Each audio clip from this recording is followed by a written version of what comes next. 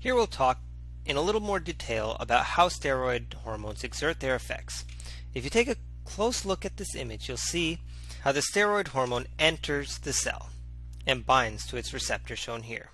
Once bound to the receptor, it enters the nucleus and binds to DNA and affects gene transcription. The key here is that this type of signaling pathway is activated via modification of gene transcription, which takes time to occur. Therefore, physiologic changes that are mediated by steroids can take longer to take effect than something such as glucagon, which binds to an external cellular receptor which acts through second messenger molecules. A final note on steroid hormones relates to the concept of their lipophilic nature. As I said earlier, the fact that they are lipophilic allows them to cross the plasma membrane easily. With this knowledge, do you think that these molecules are insoluble or soluble in blood? Well, the answer is insoluble, and as a result, they may be carried by proteins known as binding globulins. Do you know what happens to the levels of binding globulins during pregnancy? Well, they'll increase. And why is this important to know? Well, it turns out that normally thyroid hormone is bound to thyroid binding globulin. And if the levels of thyroid binding globulin increase, then more of the free thyroid hormone will be bound. In order to compensate, the body makes more thyroid hormone, so that the unbound concentrations remain normal. The way that you could be tested on this concept is that you'll be given a scenario in which a pregnant patient has labs performed, and these labs come back with elevated T3 and T4 levels. Again, these are total T3 and T4 levels. But does this actually mean that she's hyperthyroid? The answer is no. This is because of an increase in thyroid binding globulin paralleling the increase in hormone production. As you'll see, that the amount of free T3 and T4 are unchanged. This is a really important concept for you to remember. So during the course of this lecture, we've mentioned thyroid hormone multiple times. Now we'll take some time to discuss it in more detail. The pathological conditions of hypo and hyperthyroidism are absolutely critical to remember for the USMLE. So it's important that you understand the physiology as well as the pathology. Thyroid hormones are produced in follicular cells of the thyroid gland. Thyroid hormone acts to increase the body's basal metabolic rate. It is important to understand how these hormones are made, so you can better understand how our pharmacologic approaches to hyperthyroidism work. The main component of this hormone is iodine, but how does it actually get made?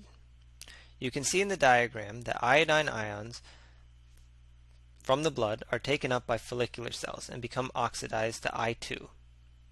They are then secreted into the lumen, and that is shown here. The process of oxidation is catalyzed by thyroid peroxidase. Meanwhile, within the follicular cell, thyroglobulin is being produced and secreted into the lumen. Thyroglobulin, or TGB, serves as the backbone of thyroid hormone and contains many tyrosine residues. These tyrosine residues are where iodine ions get attached, and this is through a process known as organification. This reaction is catalyzed by the same enzyme just mentioned, thyroid peroxidase. Next, iodinated thyroglobulin is brought back into the follicular cells and is digested by lysosomal proteases to release monoiodotyrosine, MIT, and diiodotyrosine, DIT, into the cytoplasm. Combining MIT with DIT results in triiodothyronine. Think mono, which stands for 1, plus di, which stands for 2, makes 3, or T3, that is. And I'm just going to write this out right now. MIT plus DIT equals T3. So how would you generate thyroxine, or T4? Well, in this case, you combine two DIT molecules. DIT plus DIT equals T4. The process of combining these molecules is known as coupling, because, as you can see, we only use combinations of two molecules of T3 and T4, and this process is catalyzed by thyroid peroxidase. So remember that thyroid peroxidase is associated with oxidation, organification, and coupling of MIT and DIT. It's worth pointing out that T4 is a major product of follicular cells, while T3 is the active form of the hormone and is mostly made in target tissues. This occurs via deiodination, or removal of the iodine group from T4, which is catalyzed by 5-deiodinase peripherally.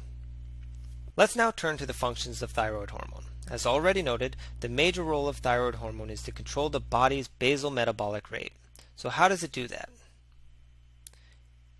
In brief, thyroid hormone increases sodium-potassium ATPase activity and expression, which increases oxygen consumption, the respiratory rate, and body temperature. It also upregulates glycogenolysis, gluconeogenesis, and lipolysis to increase ATP production. A really interesting feature of this hormone is its effects on target tissues and receptor expression.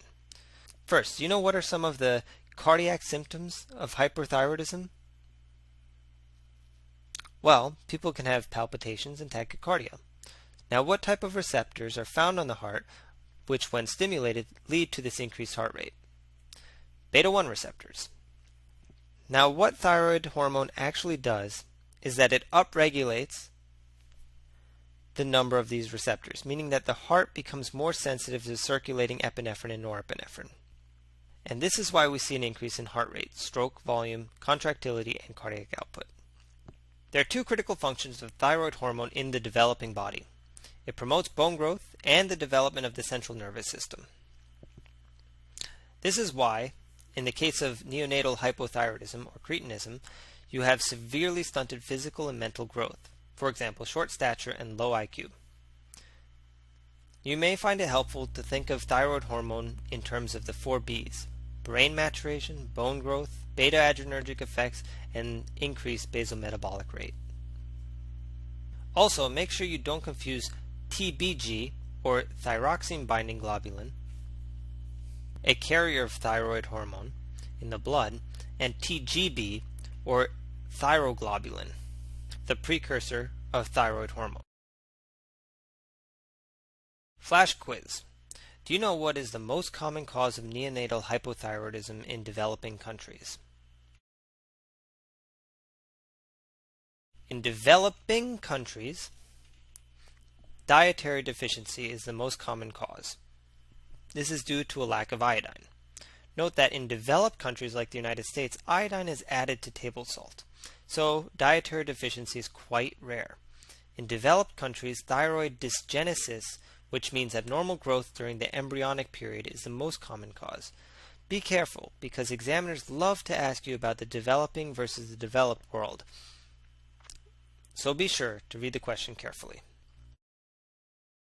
Okay, now to close out the physiology section, let's do a board-style question. A 30-year-old woman reports no prior medical history and is diagnosed with diastolic hypertension. The patient reports symptoms of weakness, fatigue, polyuria, polydipsia, and headache. Laboratory results indicate that she is hypokalemic and hypernatremic and has decreased renin levels, and has a metabolic alkalosis. CT of the abdomen shows a 4 cm mass located in the right side of the body. In order to immediately relieve this patient's condition surgically, the surgeon must first ligate the primary venous drainage of this mass. Pause the video while you think about the answer, and when you're ready, hit play. The answer is the inferior vena cava. First, let's review why this is the case. Number 1, we had to make the diagnosis that there is an aldosterone-secreting adrenal tumor. We could make this diagnosis based on the fact that the patient has high sodium, low potassium, and metabolic alkalosis, which can occur as a result of high aldosterone levels. If you do not recall the function of aldosterone, be sure to review the renal section, as this concept is very important for you to master. Suffice it to say for now that aldosterone promotes the resorption of sodium and increases the excretion of potassium and hydrogen at the collecting duct. We know that aldosterone is made in the adrenal glands, and we have on the CT a right-sided mass, so it is likely that an aldosterone-secreting adrenal tumor exists. Now that we've made the diagnosis, Conn syndrome, we have to focus on the drainage of this right-sided adrenal mass. You should remember that the right adrenal gland drains directly into the IVC. Thus, that is where we ligate. Remember, boards is all about how you apply the knowledge you have. So even though you may know the drainage of the adrenal gland by heart, be sure to do questions so that you can see how they ask you for the information that you have learned. A great resource are your USMLE RX questions. And that concludes the physiology section. Next we'll move on to pathology, where you're going to apply what we've just learned to what we see in patients. Give yourself a little break since we've covered a lot of material, and come back refreshed and ready to learn more.